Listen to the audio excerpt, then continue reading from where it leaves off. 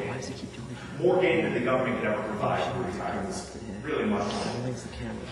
It's a nest egg you can grow, these personal retirement accounts. It's money that you can save for yourself, watch grow for yourself, and take out for yourself. That nest egg, unlike a Social Security trust fund account or identification or a card, that money in that private retirement account is yours. It's yours. It's a nest egg that can continue to grow. You own it. When you die, you can pass it down to someone else. Currently, while we have some sort of odd and complicated survivor benefits, there's really nothing you can do.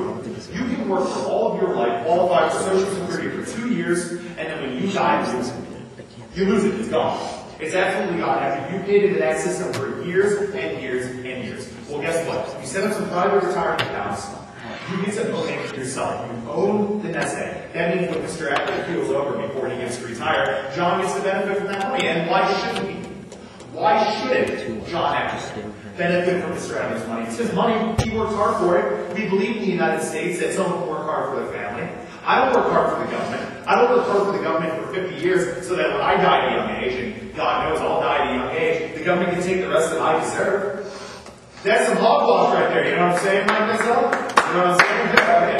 So what you continue to do is you continue to grow this culture of ownership. And a part of that culture of ownership is creating these private retirement accounts, these nest eggs that belong to each person, to stand up to a government, to stand up to tax and spend liberals or cowardly Republicans and conservatives and say, guess what? As an individual and free American citizen, I get to control my own retirement account. The government does not get to control that for you.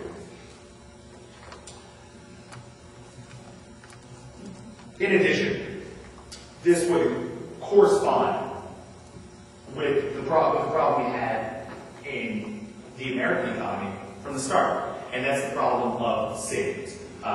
There's a problem in this country, and it's a problem that's been buoyed by unbelievable economic prosperity of people not saving enough money. People spend as soon as they get it, putting no money away for retirement. This would solve that problem. This is a built-in system for again, those social progressives, for those liberals who believe that the government needs to act as mommy and daddy to tell citizens how to live their lives and want to make sure that the government tells the people to save money. This is a built-in system for saving. But it's a built-in system for saving that taps into the beautiful, booming market economy that we have. God knows how lucky some of our retirees would have been today. God knows how lucky I would have been today if we could have shifted into these private retirement accounts for Social Security just before the stock market took off. We're at a Dow Jones Industrial Average right now of over 13,000. That was unimaginable. That was unimaginable 5 years ago. I feel screwed over. I feel cheated. I can't believe that the government would not allow me to take my retirement money and cash in on that. Because boy, I would have loved to. And the market goes up and it goes down. But one thing is for sure, if you put money away, you do it consistently, you leave it there, you show the discipline not to touch it, the market economy will increase in value. It will increase in value. I will take the risk that over a 50-year period, I can't accumulate any wealth against the risk that the government will screw things up. Because I can tell you which one of those is more likely to happen, and it's the latter. It's absolutely the latter. Oh, man. Get thirsty. Thirsty means you'll have to pee eventually. It's okay. That's why I'm eating on the bottles. Now, there is one more hidden advantage here, and I know with the correct audience I'd be labeled a capitalist maker suggestions, but there's really nothing wrong with it. Moving money into private retirement accounts will make this economy boom, even more so than it has before. We can make the economy boom, and what's wrong with that? Can you imagine the influence of dollars or capital moved into the American stock exchange, the New York Stock Exchange, all of the markets we have, which are the driving force behind the American economy, the influx of money. Once we allow people to take money out of their public retirement accounts and into their private retirement accounts as part of Social Security. I mean, Mr. Adams, in all honesty, If you had a choice to go into private retirement accounts or rely on the government for Social Security, which one would you do? You do private retirement accounts, would you?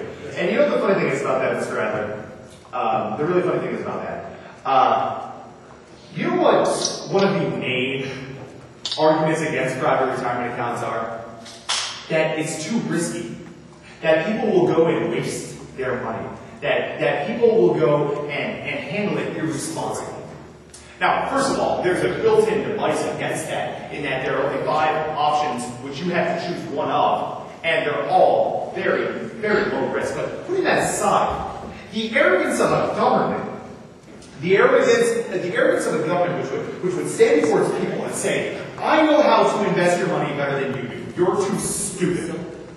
Is anyone going to tell you, Mr. Adler, that you don't have the capability or the sensibility or the financial responsibility to invest your own money? That you don't know how to do it? No one's going to tell you that you're a strong, independent American and you're a Jew. You know how to spend your money.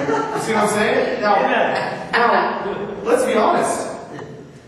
Who is the government to tell us that we don't? I totally and utterly reject the view that we are just too stupid. Will you yield for a question? What? What if the government acts like your big brother? What if it's supposed to be? What if the theory that the government is the big brother of the people? I don't yield to retarded questions. Now, I can tell you why Congress is against this plan. And I give you a few reasons.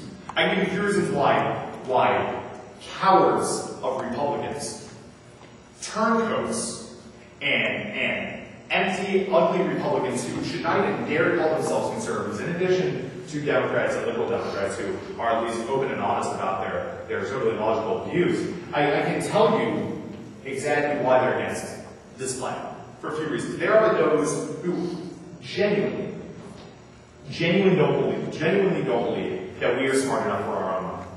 There are those who actually believe that allowing consumers and citizens to run off spending their own money as they will and investing their own money as they will for their own retirement is wrong because they're really not smart enough. I don't even think I need to address that, seen as that's just totally wrong and totally irresponsible and totally untrue to the values which are the cornerstone of our democracy. But there are other reasons. Another reason is that Congress just wants to spend the money for you. If you tell Congress you have a choice between money in a trust fund just flowing in, like honey, flowing into a trust fund, and you can do whatever you want with it, all you have to do is scratch off an IOU and throw it back